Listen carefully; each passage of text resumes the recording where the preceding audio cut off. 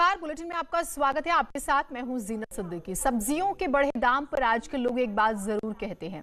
एक वक्त था जब लोग जेब में पैसे लेकर जाते थे और झोला भर के सब्जियां लाते थे। और आज के वक्त में झोले में पैसे लेकर जाते हैं और थैलियों में सब्जियां लेकर आते हैं। देखिए रिपोर्ट।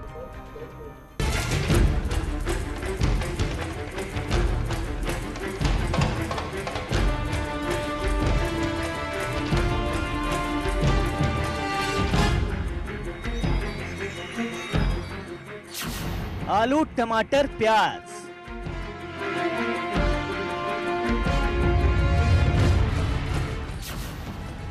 किचन से हुए नाराज।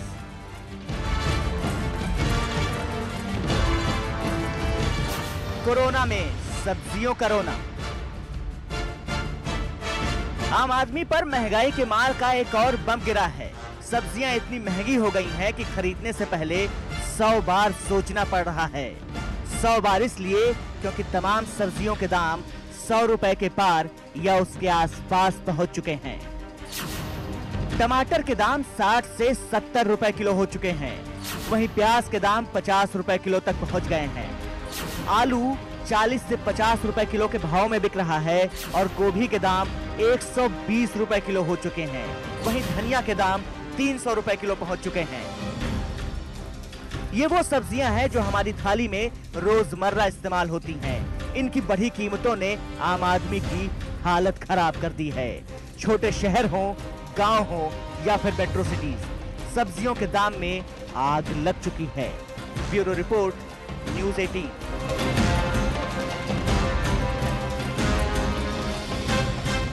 आपको 5 तस्वीरें दिखा रहे हैं हम इस वक्त। वाराणसी, लखनऊ, कानपुर, नोएडा और मेरठ की, जहां की सब्जी मंडियों में सब्जियों के दाम आसमान छू रहे हैं। गांव, शहर जब हम बात करते हैं, इस वक्त महंगी सब्जियों से लोग परेशान हैं। रोजमर्रा की सब्जियों के दाम इतने ज्यादा बढ़ गए हैं कि लोग समझ नहीं पा रहे हैं कि वो आखिर थाली के जायके को कैसे बनाए रखें।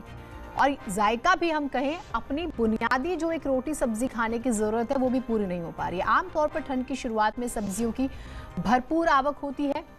बहुत ही कम दाम पर हमें और आपको ये सब्जियां मिल जाती थी, लेकिन इस बार चीजें उलट हैं। हरी सब्जियों के दाम आसमान छू रहे हैं और लोग परेशान हैं कि आखिर वो घर कैसे चलाएं। वाकई सब्जियों के बड़े दाम से लोग परेशान हैं। किचन की इस महंगाई पर बनारस वाले क्या कह रहे हैं, एक बार सुन लीजिए। सब्जियों के दाम बहुत ही आसमान छू रहे हैं। एक मध्यम वर्गीय आदमी सब्जी तो खाने की सोच ही नहीं सकता है। अब देखिए, आलू की कीमत इस समय 40 रुपये है। जो नॉर्मल आदमी धनिया यूज करता है उस समय 500 रुपये है। सब्जी क्या होती है भैया, ये तो थाली से गायब हो चुकी है। आप देख सकते हैं कोई भी सब्जी आपके 50 रुपये के पार ही सब मिल रहा है। और हमको तो लगता है कि चटनी भी पीसने के लिए वांदे पड़ गए।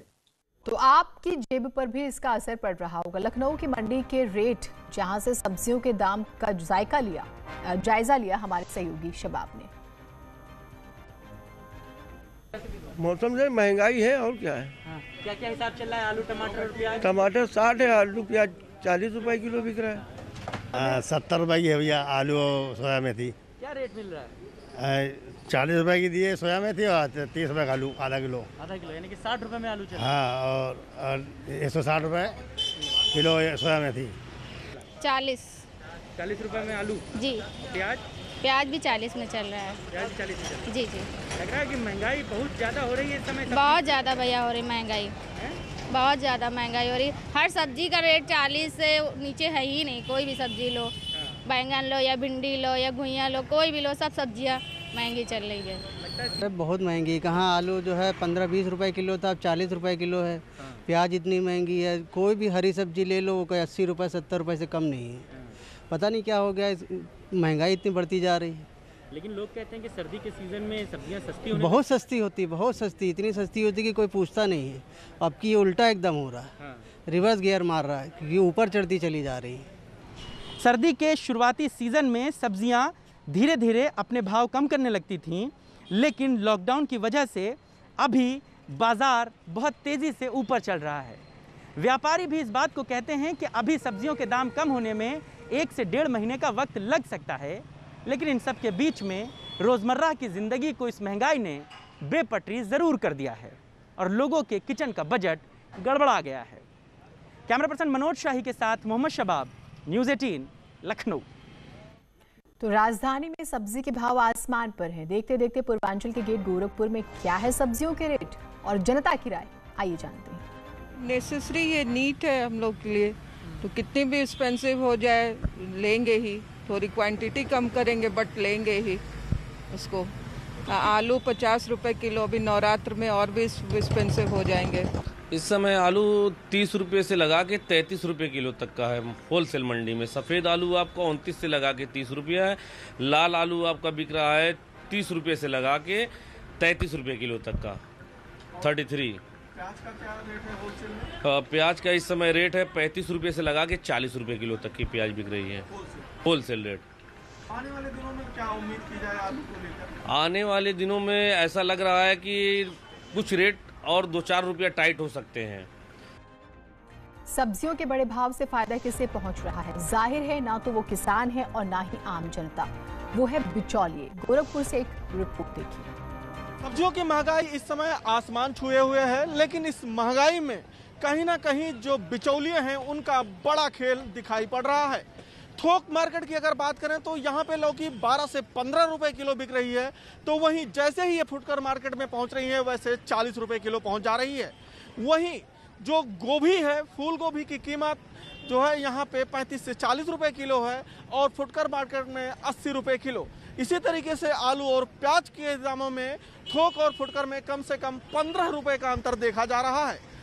अगर जिला प्रशासन इन बिचौलियों पे जो है कंट्रोल करे तो सब्जी के दामों में जो बढ़ोतरी देखी जा रही है उसको कम किया जा सकता है। अखिलेश पांडे के साथ रामगोपाल द्विवेदी, न्यूज़ 18 गोरखपुर। अब आपको एक के बाद एक 3 बड़े शहरों नोएडा, मेरठ और कानपुर की सब्जी मंडियों का हाल भी बताएंगे हमारे सहयोगी।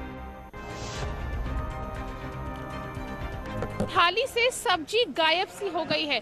गायब इसलिए क्योंकि सब्जियों के दाम आसमान छू रहे हैं। इस समय हम खड़े हैं मंडी में, जहां पर आप देख सकते हैं कि यहां पर किसान भी परेशान हैं और जो लोग यहां पर सब्जी लेने के लिए आ रहे हैं वो भी परेशान है, क्योंकि सब्जियों के जो भाव हैं वो आसमान छू रहे हैं। भैया ये बताओ, इतनी महंगी सब्जियां क्यों बिक रही हैं? इतना महंगा क्यों हो गया? माल नहीं आ रहा पीछे से, बरसात की वजह से माल खराब हो गए खेतों में ही।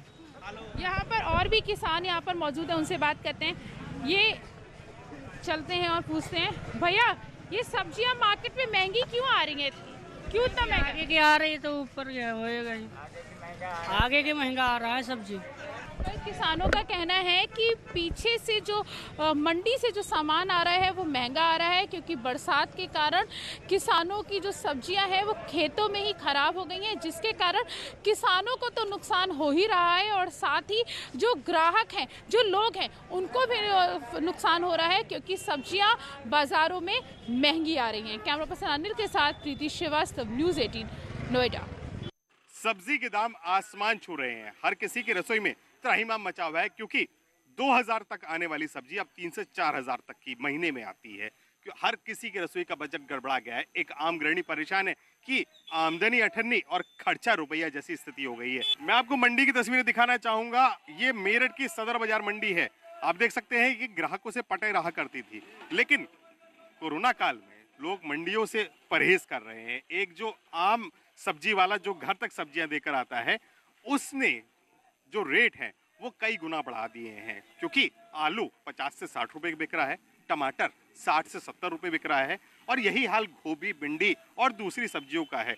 जो विलायती सब्जियां हैं उन्होंने तो रिकॉर्ड ही तोड़ दिया है, वो आम आदमी के पहुंच से बाहर हो चुकी हैं। जो वेंडर घर तक सब्जी पहुंचाता है, क्या वो रेट में कई गुना इजाफा कर रहा है? हाँ, वो अपना प्रॉफिट जोड़ के बताते हैं, महंगी बेचते हैं। आगे मंडी में सस्ती है? नहीं, मंडी में महंगी है, पीछे से महंगी है, जब तो आगे भी महंगी हो रही है। आप देख सकते हैं कि मंडी में भी सब्जियां महंगी हैं, लेकिन इनका भी साफ तौर पे कहना है जो वेंडर घर तक सब्जी पहुंचाता है वो कई गुना रेट में इजाफा कर रहा है, जिससे आम आदमी का सब्जी खरीदना बहुत मुश्किल हो चुका है। कैमरामैन किशन सुदन के साथ न्यूज़ 18 के लिए निखिल अग्रवाल, मेरठ।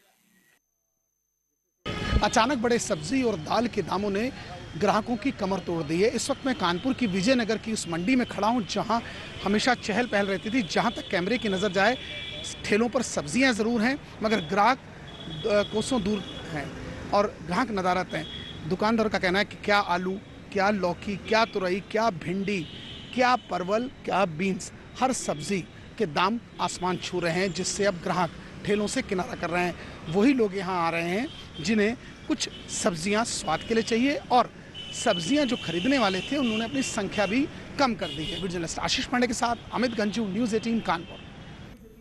तो उत्तर प्रदेश का हाल आपने जाना, वहाँ सब्जियां कितनी महंगी है। उत्तराखंड की भी बात कर लेते हैं, सब्जियों के भाव वहाँ पर क्या है, लोगों की राय क्या है, देखिए देहरादून और हल्द्वानी से हमारी रिपोर्ट्स।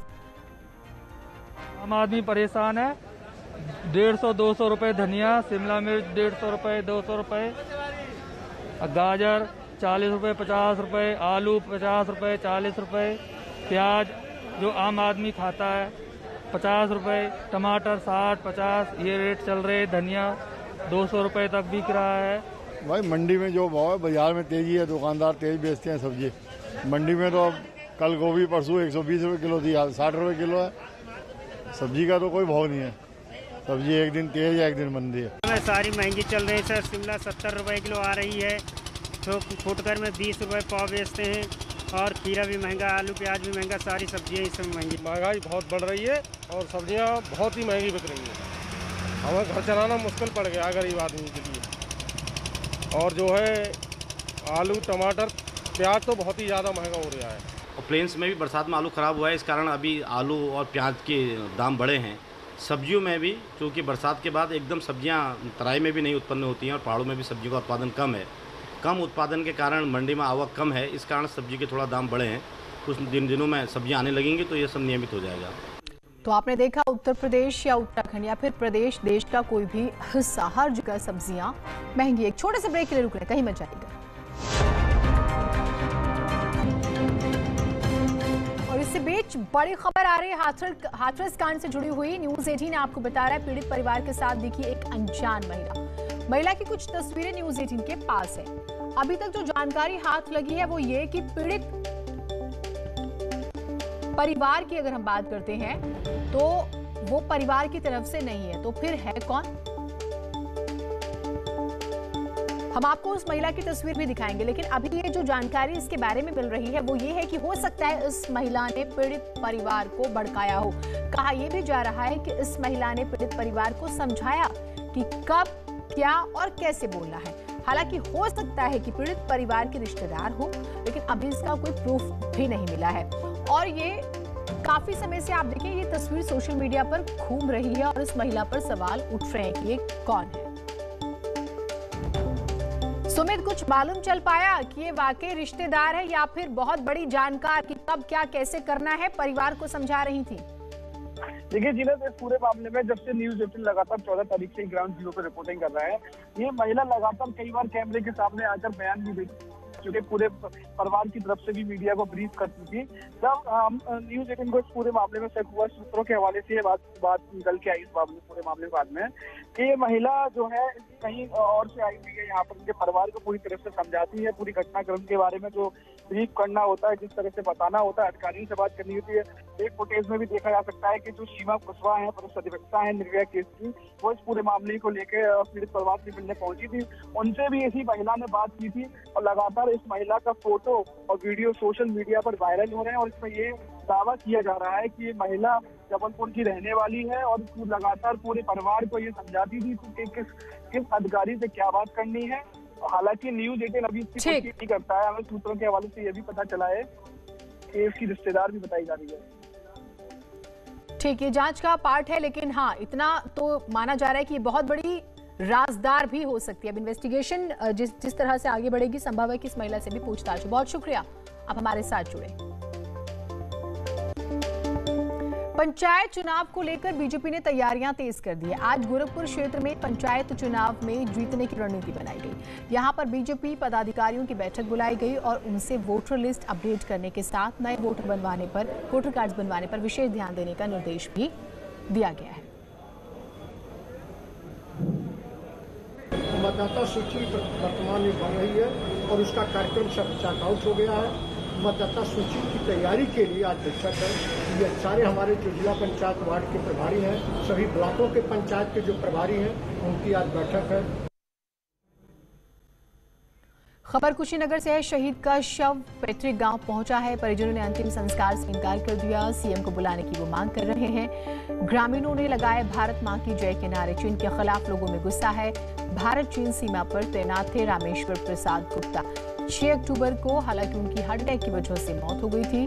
बदुराव गांव में लोगों का हुजूम जो है वो उमड़ा हुआ है। मांग कर रहे हैं कि मुख्यमंत्री जो है वो आए।